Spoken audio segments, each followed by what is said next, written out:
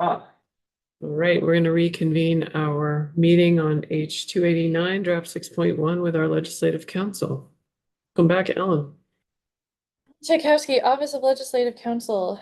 Draft 6.1, the changes are highlighted in yellow.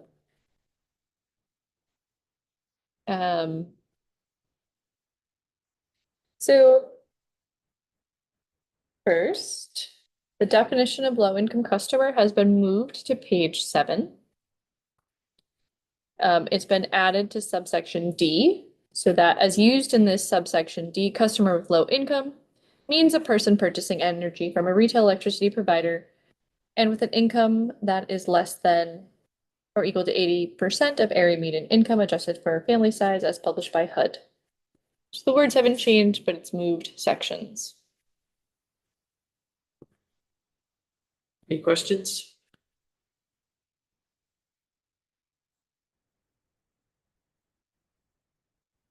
So the next change is on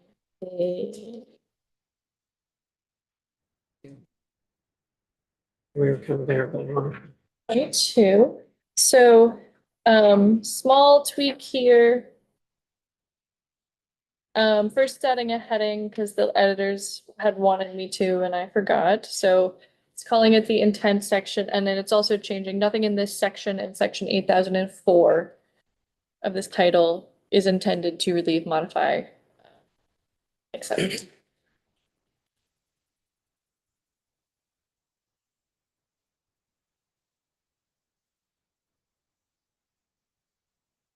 Next.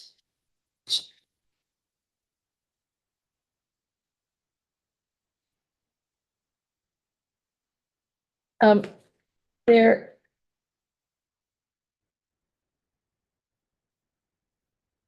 Yeah, so I do want to flag that, well, I'm gonna get to it. But previously, there was a section that has been removed, and it's been added at the end. So I had to reconfigure things a little bit, but it has to do with this reporting that TJ raised. So yes, the next change is on page 35. This is amending 30 VSA 202B, the State Comprehensive Energy Plan, and it's adding some reporting requirements in there. So first, on page 35, there's 2 instances of the word claimed has been struck down in subdivision Romanet 2.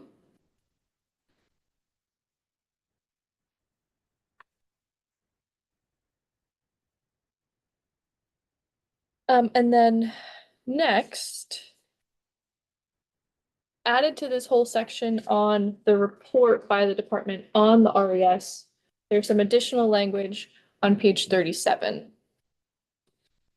So the new language on page 37, the report shall include a summary of the activities of distributed renewable generation programs that support the achievement of the renewable energy standard, including standard offer program under 8005A of this title, including the number of plants participating in the program, the prices paid by the program, and the plant capacity and average annual energy generation of the plants.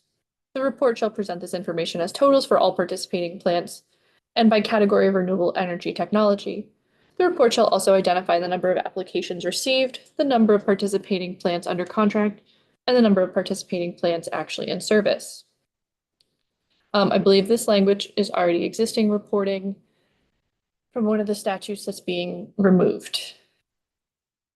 Also, the net metering program, including the current pace of net metering deployment, both statewide and within the service territory of each retail electricity provider, the ownership and transfer of the environmental attributes of energy generated by net metering systems, and of any associated RECs, and any other information relevant to the costs and benefits of net metering. The report shall include any recommendations for statutory change related to sections 8004, 8005, 8005A, 8010, 8011. 8004 and 5 are the res. 8005A is standard offer. 8010 is net metering. and 8,011 is energy storage. So again, these are all existing provisions in different reporting sections that are being moved to here. And then at the bottom of page 37, so this is a provision. This is number 9 is not new language. It is language again that's being moved, but this is language from your bill that I moved here. So this is for the 2029 report. The commission shall issue a report on whether it is reasonable to expect that there will be sufficient new regional resources available for GMP for the new renewable resources requirement. So I moved this language here, part of this reporting, but this is language that your bill was adding. And the reason for that is because it was previously in section I. However, in the new section 9, TJ had proposed to repeal all of that section. So this reporting requirement on the PUC in 2028 needed to be housed somewhere. And then finally, on page 38, the preparation of reports under this section, the department shall provide opportunity for public to submit relevant information and recommendations. And that is also existing language, I believe, from another one of the sections. It's being condensed here. Does this draft include the areas of statute that were struck, or?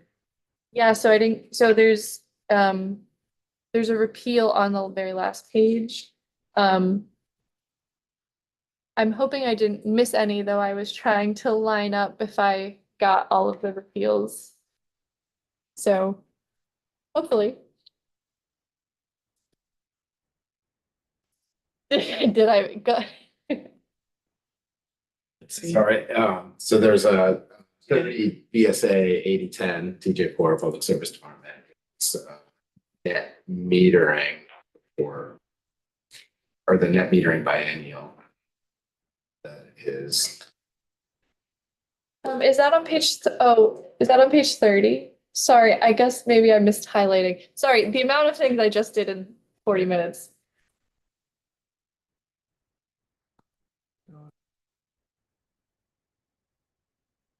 Okay, so that's a big chunk of the struck language. Yeah. Sorry, highlighting, typing and highlighting is. So the D, well, actually, so the C on page 29. Where it begins? Yeah. No, well, so that. We already had that. That's a group net metering, but then yes, D on page 30 and 31, sorry, yes, there's a repeal there. Thank you. Okay. Sorry, thank you. Sorry, yeah. Got the substance. Yeah, I know.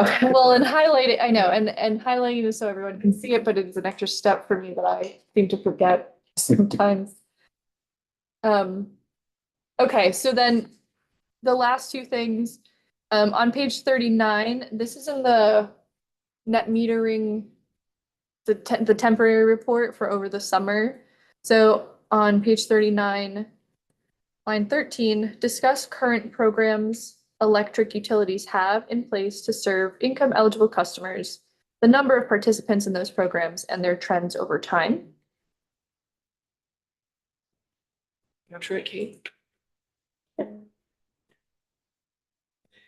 And then in 3, discuss progress affordable housing funders and developers have made to date in connecting projects with solar resources, as well as any barriers to this, and the comparison of the availability and cost of net metered installations on single family dwelling units.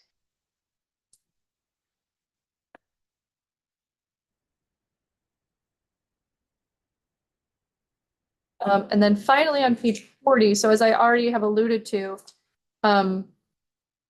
section 9 is adding to repeal all of section 8005E, which is a section just on the multiple reports that are due annually and biannually on the renewable energy standard and its programs.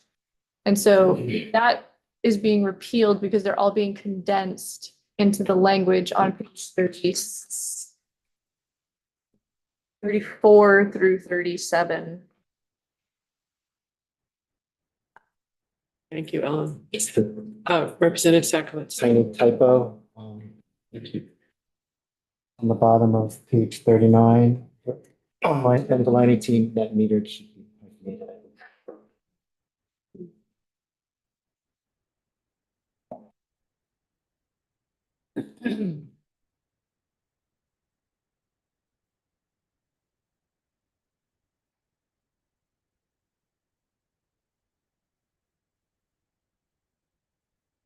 Members have questions? Representative Sibilia. Just double checking the language on the 100%.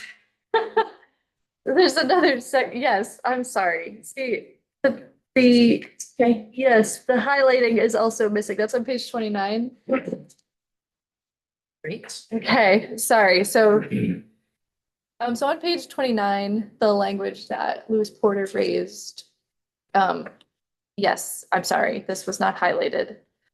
So, on page 29, it now reads, the amount of excess generation as defined in the commission's rules from existing net metering systems may be applied to reduce the provider's statutory requirements under tier 2 for a provider with fewer than 75,000 customers, not including the 100% renewable ones, and tier 5 for a provider that is 100% renewable under P1.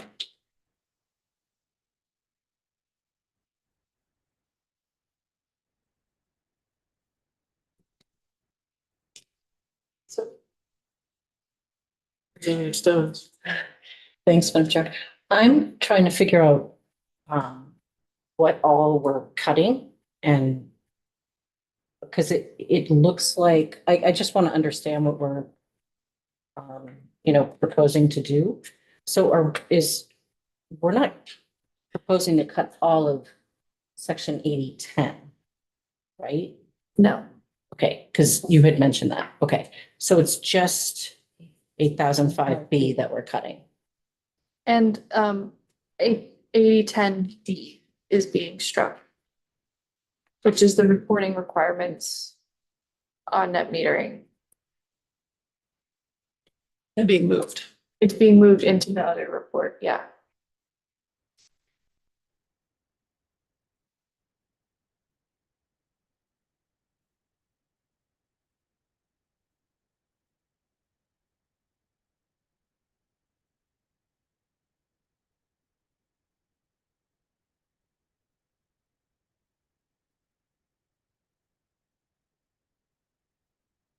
Any further questions?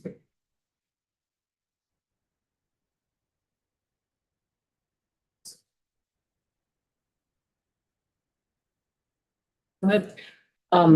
Thanks. I guess, there were things that were in 8010D, examining and evaluating best practices for net metering identified from other states, analyzing the reliability and supply diversification costs and benefits of net metering. I guess there were things in there that seemed valuable. And I'm just trying to better understand. So if we're cutting that and then, we're essentially putting in the one paragraph on net metering, which I'm now trying to find. Does that mean that wasn't being done, or that it wasn't of value, or wasn't helpful to look at what was working in other states, or is that going to be done some other place, or? I think that's a question for TJ Poor.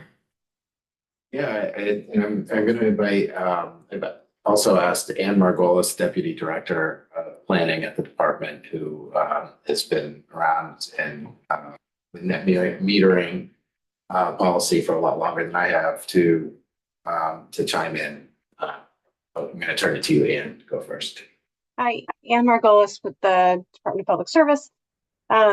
So this is meant to condense and consolidate everything that's in not just the net metering 8010 report, but there is overlap with what we put in the annual energy report, what we put in the annual and the biennial renewable energy program reports, and what we put in the biennial net metering report. And this was meant to consolidate the condense and consolidate, but include all of the items that were routinely asked for or asked to discuss with this committee, with your counterpart in the Senate. These seem to be the salient items that were generally asked for. And the way this used to be a triennial, an every 3-year net metering report, and we a couple years ago made it be a biennial report to align with the biennial net metering proceeding that takes place in every even numbered year. So that is just kicking off right now. And this set of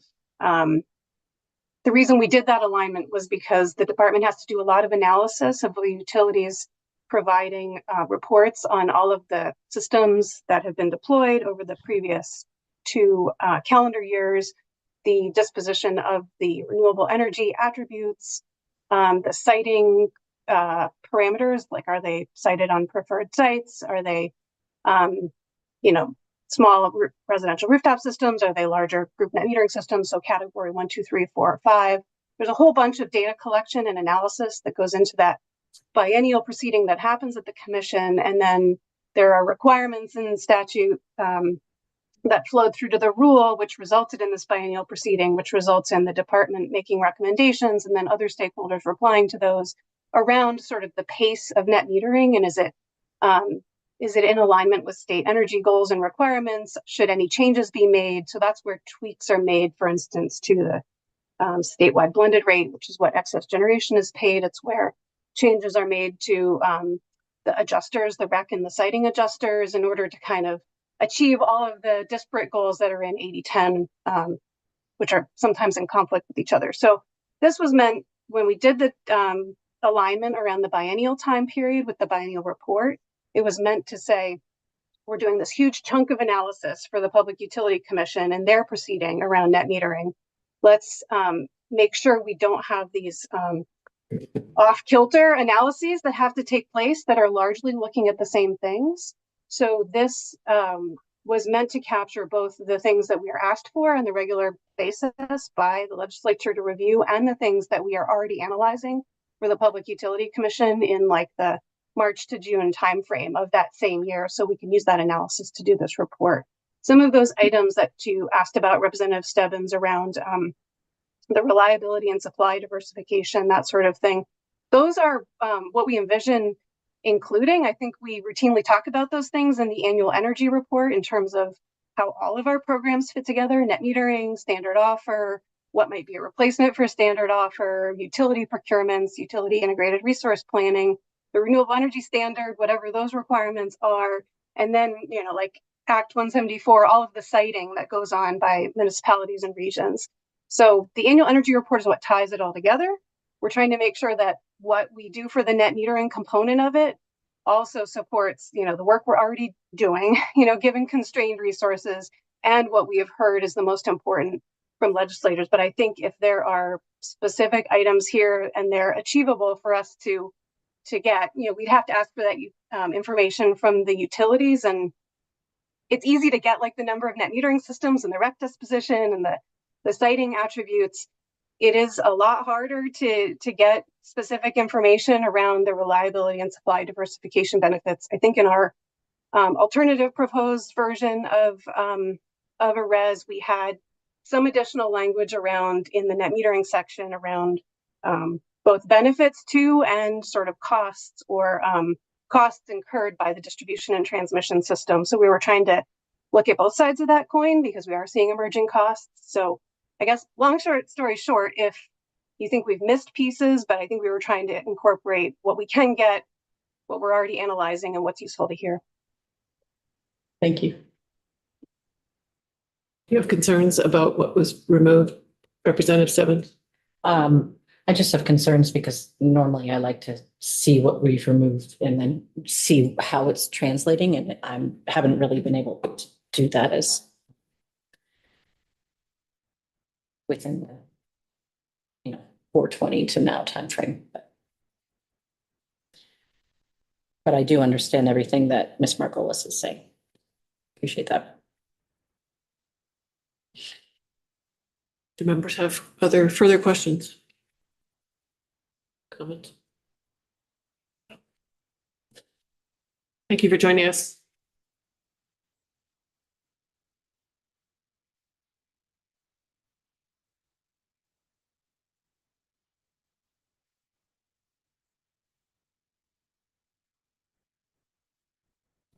No, I just asked. Not seeing any further questions.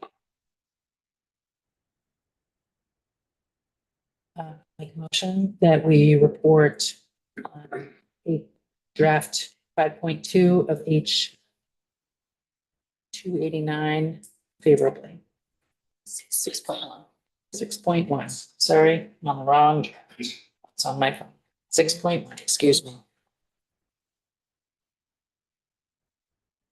Representative Logan? Thanks, Chair. I just have a process question. If you would like to comment on the bill during your vote, is there a process for that? I think that would maybe when there's further discussion. I don't think, yeah. It's So before- when I say, yeah, so did I hear a second? Representative Logan, second. Representative, I think the motion, there were a couple of corrections we made while we were talking here to that draft. So I think the motion should say with the corrections. there was a hyphen net metered. Oh, That's the only okay, thing I heard. Yeah. Um, okay.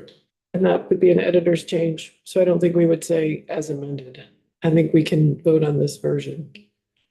So Representative Sibilia moves, we vote to approve draft number 6.1, seconded by Representative Logan.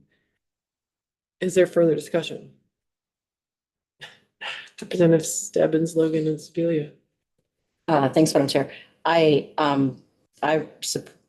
appreciate the amount of effort that has gone into this, and I do appreciate the the need for us to shift towards 100% renewable. And so I am going to vote yes. I am hopeful that further work can be done regarding how community solar is made available to Vermonters. But I appreciate all the effort. Representative Logan. Thanks, Chair. I apologize in advance. I think I'm going to take a couple of minutes. I'll go quickly, but I do look forward to being able to say that I live in a state that is making the move to 100% renewable energy in spite of our federal government's unwillingness to take the scale of action that we need to mitigate the worst of climate change. And it's unfair that fossil fuel corporations and other dirty energy providers and investors have continued to profit from ecologically devastating forms of energy production and left us to bear the cost. But I am concerned that H289 moves us from point A to point B without enough attention to the fact that renewable energy is an economic development opportunity for our communities. And that we're going to be going through a process where billions of dollars that are currently spent out of our state on fossil fuels are now going to be spent inside our state on renewable energy. And we have not done the work that we need to do to consider how we're going to equitably distribute the economic benefits of a shift to 100% renewable energy.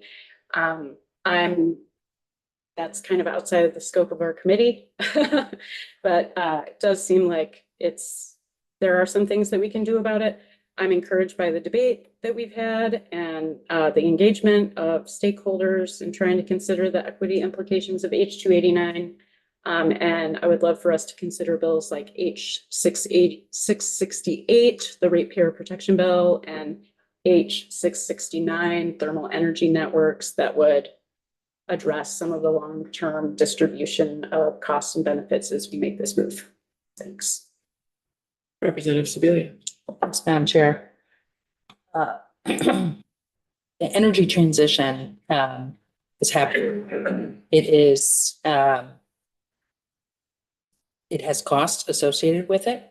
It's massive. The energy transition is being driven by governments outside of the state of Vermont. I think our need to adapt and move along with it is imperative. Having been in this building a long time, I am aware that oftentimes we don't get everything we want. And oftentimes the sign of a good bill is when everybody is a little bit unhappy.